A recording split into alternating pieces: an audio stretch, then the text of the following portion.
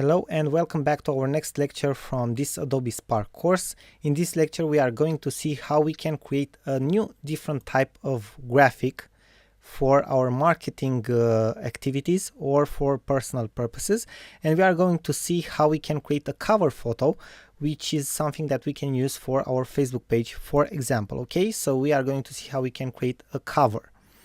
Now bear with me for a couple of seconds till the editor is loaded. This is how it's going to look like. As for the designs that you have previously seen and that we have previously created, you will see that it's very similar. Again, what will be different are the designs, variations and templates, and also the way we can change the layout. Now let's select something different for this one, like this banner type of layout. Okay, and now let's see what type of designs we have.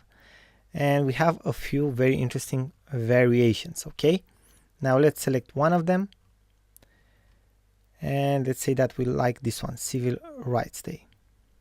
Okay, we are going to select these templates, and this is how it's going to look like.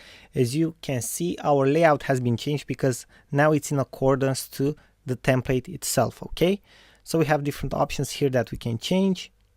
Okay, like the text styles, the icon and everything else. Okay, you already know how we can edit the other effects of the text and of the elements, and this is pretty much it. Now let's give it a name, test 1,